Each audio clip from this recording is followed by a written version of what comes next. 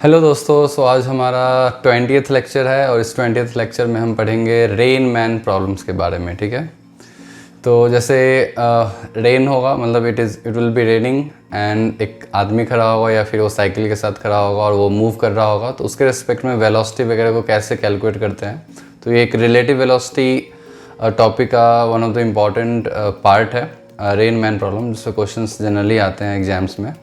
तो उसी को हम इस लेक्चर में आज देखेंगे। जनरली बच्चों में ये कन्फ्यूजन होता है इस टॉपिक को लेके, एक होता है रिवर बोट प्रॉब्लम और रेन मैन प्रॉब्लम। सो दोनों को मैं बारी बारी से डिस्कस करूँगा और अच्छे से समझने की कोशिश करेंगे कि किसी भी तरह के प्रॉब्लम्स को कैसे हम विद इन सेकेंड्स सॉल्व कर सकते हैं। ठीक है, तो चलिए आज का टॉपिक स्टार्ट करते हैं। ये हमारा चैप्टर नंबर 4 काइनेमेटिक्स है IIT JEE and NEET video lecture series का। तो चलिए आज का टॉपिक स्टार्ट करते हैं। तो मैं टॉपिक नेम लिखता हूँ, रेन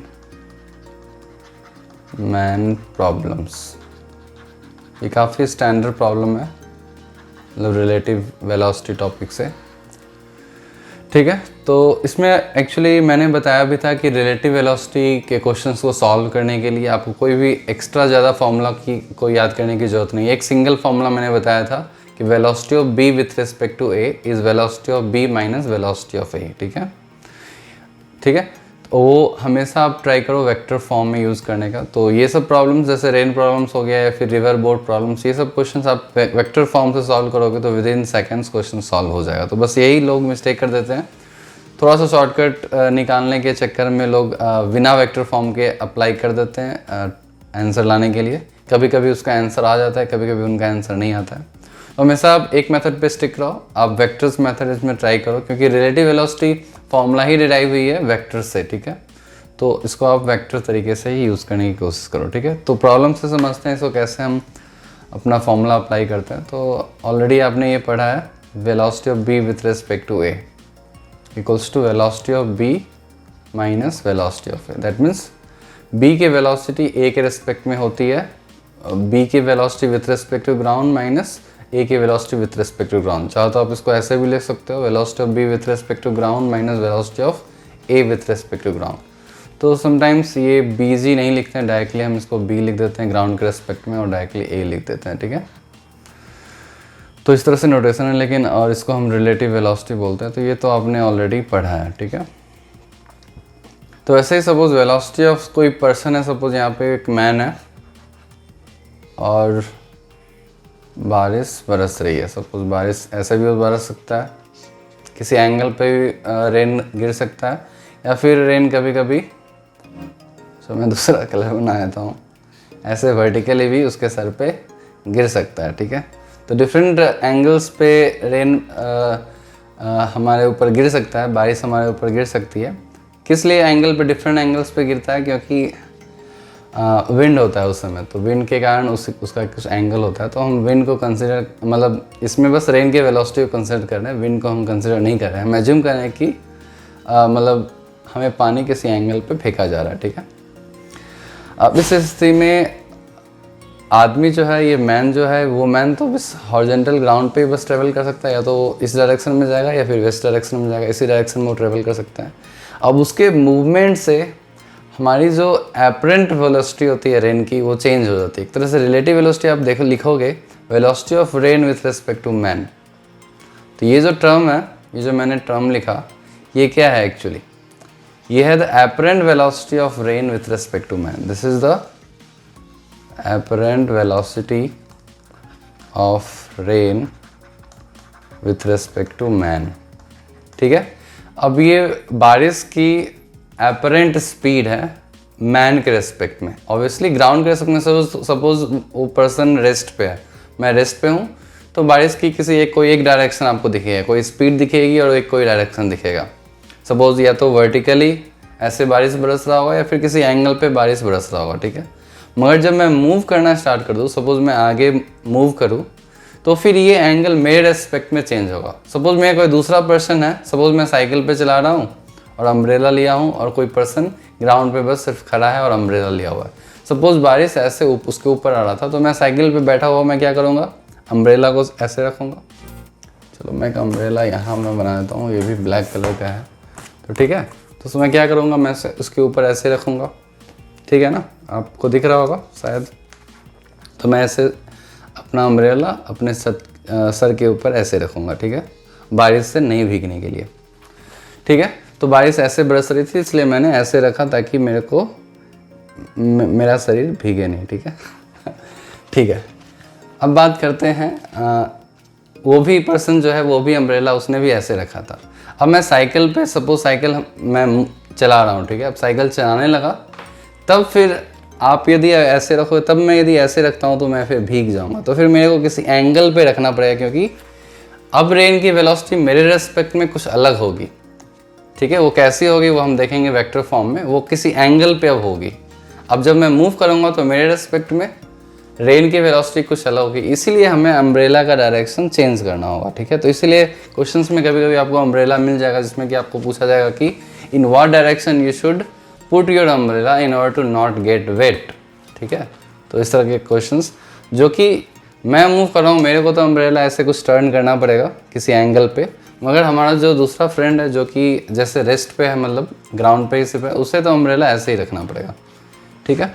या फिर ऐसा भी होता है, सपोज रेन किसी एंगल पे गिर रहा है, तो फिलहाल अभी रोकने के लिए मैं ऐसे करूँगा, मेरे फ्रेंड को भी अम्ब्रेला सामने किसी एंगल पे ऐसे रखना पड़ेगा। यदि आपको ऐसे दिख रहा है तो ऐसे आप किसी एंगल पे अम्ब्रेला रखोगे। सपोज रेन इनिशियली इस डायरेक्शन में फॉल कर रहा है, ठीक है, फ्रेंड भी हमारा ऐसा रखेगा। लेकिन अब मैं इस डायरेक्शन में सपोज मूव करने लगा, तब हमारा ये एंगल हमें चेंज करना पड़ेगा डिपेंडिंग ऑन जो भी वेरिएबल्स हमारे पास आएंगी उनको देखते हुए, ठीक है। तो ऐसा भी हो सकता है कि आपको ऐसा क्वेश्चन पूछ सकता है कि आप कितनी स्पीड से मूव करो जिससे आपकी अम्ब्रेला ऐसे आपको रखना पड़ जाए। तो ये था ब्रीफ अबाउट, मतलब इस तरह के क्वेश्चंस आपको मिलेंगे। तो उसी तरह के क्वेश्चंस को मैं डिस्कस करता हूँ जिससे आपको ये कॉन्सेप्ट क्लियर हो जाएगा। तो चलिए स्टार्ट करते हैं विथ क्वेश्चन नंबर 1, ठीक है। तो मैं क्वेश्चन आपको देता हूँ और मैंने जो भी इंफॉर्मेशन बताई है उससे रिलेटेड ही ये क्वेश्चन होगा। आप उस इंफॉर्मेशन को पहले खुद से ट्राई करो और फिर मैं इसको डिस्कस करता हूँ, ठीक है। तो सबसे पहले इसमें है कि आपको क्वेश्चन समझना है अच्छी तरह। तो आप क्वेश्चन पढ़ो। A person with an umbrella on a cycle. मैं देखता हूँ 1 मिनट, मेरा रिकॉर्डिंग आई थिंक हो रहा है, ठीक है, हो रहा है, ओके। अब पढ़ो फिर से। A person with an umbrella on a cycle is at rest, ठीक है। एक पर्सन साइकिल पे बैठा हुआ है अम्ब्रेला के साथ और वो मूव नहीं कर रहा है, वो रेस्ट पे है। And finds the rain drops falling vertically downwards, ठीक है। उसने देखा कि रेन हमारा वर्टिकली फॉल कर रहा है, तो उसे अम्ब्रेला ऐसे रखना पड़ेगा। ये तो काफ़ी सिंपल है, मतलब ये क्लियर हो गया हमें। अब सेकेंड स्टेटमेंट हमें बोला है when the man increases speed 10 kilometre per our he finds that the rain drops falling make an angle 60 degree with the vertical. जब उसने 10 किलोमीटर अपनी स्पीड बढ़ा दी तो उसने क्या देखा कि अब रेन 60 डिग्री एंगल पे वो फॉल कर रहा है उसके ऊपर। मतलब ये उसकी बेसिकली एपरेंट एंगल दी हुई है, रिलेटिव वेलोसिटी की एंगल दी हुई है, ये आपको रिकॉग्नाइज करना है। और इससे फिर आपको पूछा है कि find the speed of the rain drops. तो इस क्वेश्चन को करने के लिए सबसे पहले मैं क्या करूँगा, सबसे पहले मैं डायग्राम बना दूंगा, initial diagram and final diagram, ये आपको करना है। तो ये इनिशियल डायग्राम, ये मैंने रेन फॉल हो रहा है, चलो मैं रेन को मैं ब्लू कलर से बना देता हूँ। ये हमारा रेन का कलर है, ठीक है, और ये ऐसे फॉल कर रहा था। इट इज़ आवर रेन, ठीक है। और मैं एक आदमी का भी बना देता हूँ, वो साइकिल पे है, तो मैं एक साइकिल बना देता हूँ। साइकिल मेरे को अच्छे से, मेरा डायग्राम उतना अच्छा नहीं है, आप समझ लेना, ऐसा कुछ साइकिल है, ठीक है। सीट है साइकिल का और इस पे आदमी वो बैठा हुआ है और अपना पैर लेके बैठा हुआ है और इसके हाथ में छाता है और ये अपने आप को बचा रहा है, ठीक है। ऐसे इसको छाता रखना पड़ेगा इनिशियली। अब क्या होगा, ये जो हमारी रेन की स्पीड थी ये ग्राउंड के रेस्पेक्ट में, सो ऑब्वियसली रेन की स्पीड हमने सपोज एज्यूम कर लिया हमने y kilometre per our. Obviously जब रेस्ट में तो ग्राउंड के रेस्पेक्ट में रेन की स्पीड ये है, तो मैं लिख सकता हूँ यहाँ पे वेलोसिटी ऑफ, मैं इसको वाइट से लिख देता हूँ, velocity of rain with respect to ground, या फिर सिर्फ वेलोसिटी ऑफ रेन में लिख दूँ तो क्या लिखूंगा मैं, माइनस वाई जे कैप। ठीक है, क्लियर है? क्योंकि ऑब्वियसली रेन की स्पीड हमने पूछा है, तो ये तो पता है कि रेन वर्टिकल ही मूव कर रहा है ग्राउंड के रिस्पेक्ट में, तो सिर्फ उसकी स्पीड एक वाई होगी, तो वाई हमने एज्यूम कर लिया। अब क्या होता है, अब जो ये आदमी है साइकिल पे बैठा हुआ, इसने अपनी साइकिल चलानी स्टार्ट की और चला के इसने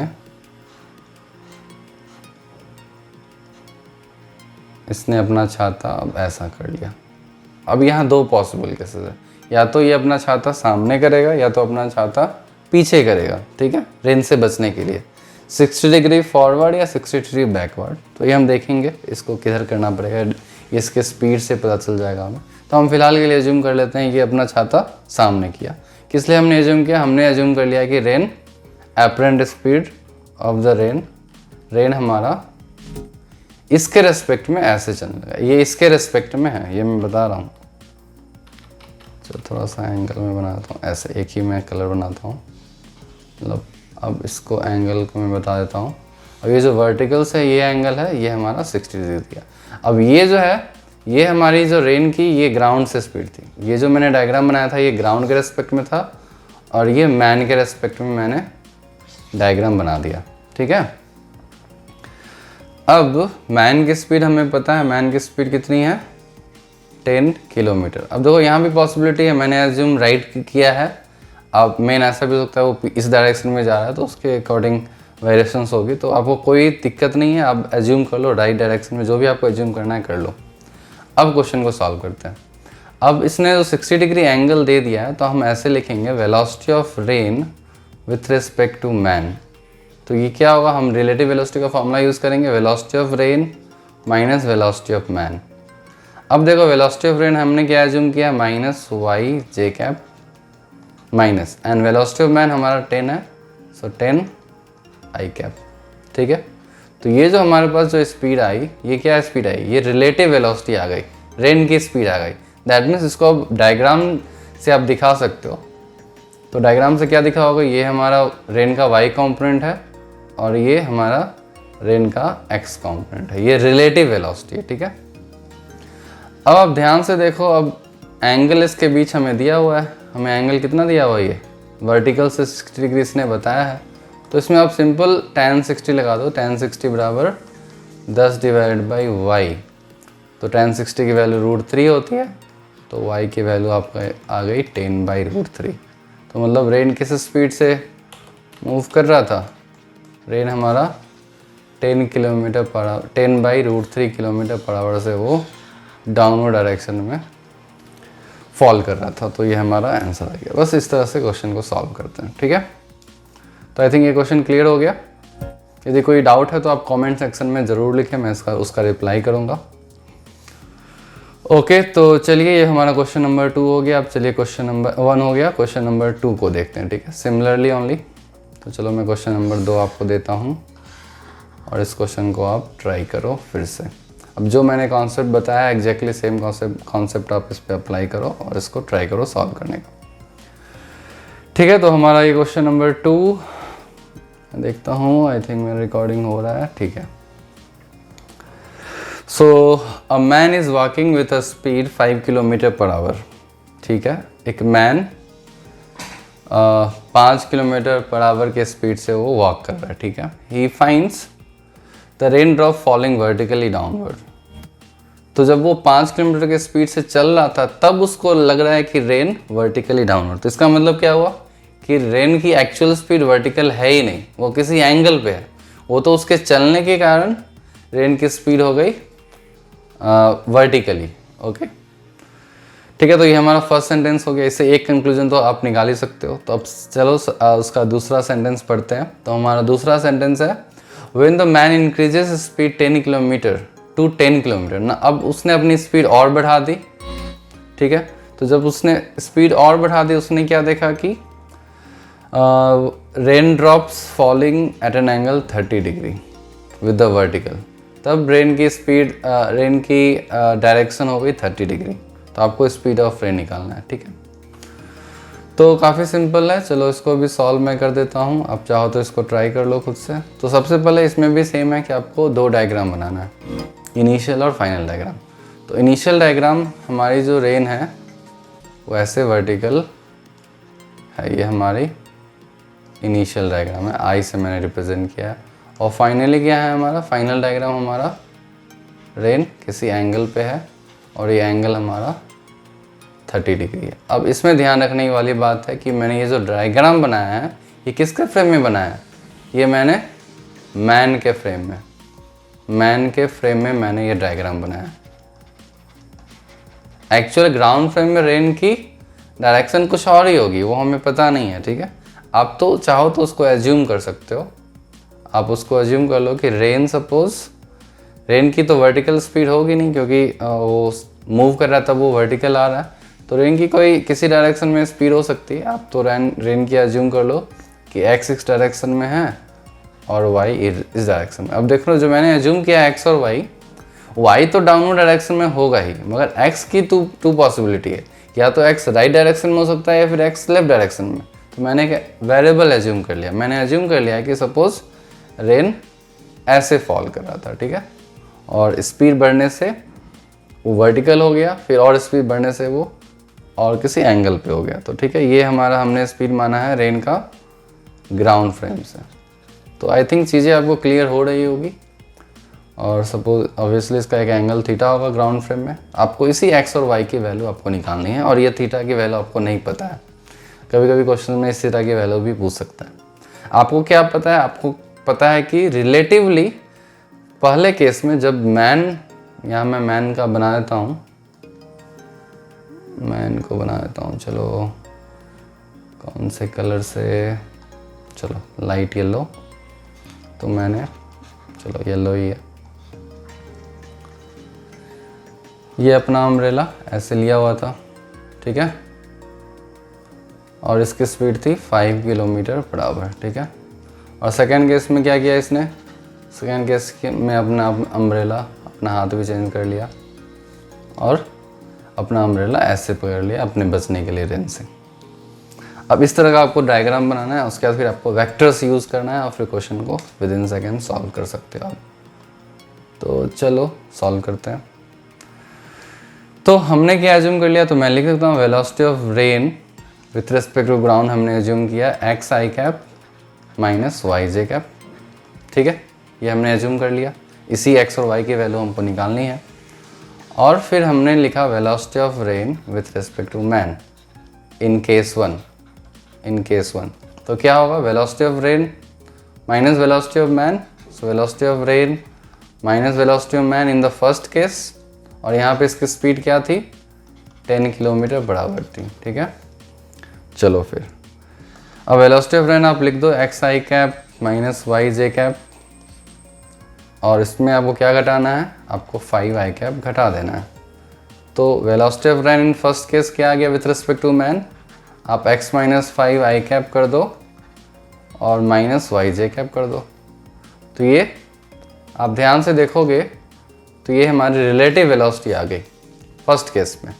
अब क्वेश्चन को देख लो, फर्स्ट केस में क्या है, एपरेंट स्पीड की कोई भी x कॉम्पोनेंट है ही नहीं, सिर्फ y कॉम्पोनेंट है। इसका मतलब क्या हुआ कि ये जो हमने टर्म लिखा है, जो भी x का कॉम्पोनेंट है, ये must be 0, so x minus 5 must be equals to 0। तो x की वैल्यू क्या आ गई 5 kilometre per our. That means x component of rain हमारा निकल गया जो कि 5 किलोमीटर पर आवर है, ठीक है। अब ये जो कि 5 प्लस माइनस 5 भी हो सकता है, तो इसको हम बाद में देखेंगे। वैसे इसमें पॉजिटिव ही आया तो कोई दिक्कत नहीं है, ठीक है। तो अब चलिए सेकेंड केस में हम फॉर्मूला लगा देते हैं। सेकेंड केस में हम velocity of rain with respect to man यदि मैं लिखूं तो वेलोसिटी ऑफ रेन सेम ही है X I cap minus Y. Velocity of rain तो चेंज कर नहीं रही है, और मैन की स्पीड 10 हो गई अब, तो मैंने 10 घटा दिया। अब इसको ध्यान से देखोगे, ये x माइनस 10 आ गया आई कैप और माइनस वाई जे कैप, और x की जो वैल्यू मैंने निकाली है उसको यहाँ पे डाल सकते हो। तो 5 माइनस 10, सो माइनस 5 आई cap minus y j cap, ये हमारा आ गया एपरेंट स्पीड। अब अपरेंट स्पीड का वेक्टर डायग्राम आप बना सकते हो। ये हमारा 5 है और ये हमारा y है। और अब ध्यान से देखो अपरेंट स्पीड की एंगल हमें दी हुई है। ये एंगल हमने कितना दिया हुआ है 30 डिग्री। अब tan 30 लगा दो, सो tan 30 इक्वल्स टू, ऐसे ही आपको क्वेश्चन सॉल्व करना है 5/y और tan 30 की वैल्यू 1/√3 होता है, तो y की वैल्यू 5√3। आपने y कॉम्पोनेंट भी रेन का निकाल लिया, तो रेन की स्पीड क्या हो जाएगी, velocity of rain with respect to ground. ये क्या आंसर आ जाएगा हमारा, 5 इधर है, so 5i cap minus 5√3 j cap. तो ये हमारा आंसर आ गया। चाहे तो मैग्नीट्यूड निकाल दो, root of vx² plus vy²। और यदि आप डायरेक्शन से रिप्रेजेंट करना चाहते हो तो रेन इनिशियली इस डायरेक्शन में फॉल कर रहा होगा, और कितने एंगल पे वो भी आप निकाल सकते हो।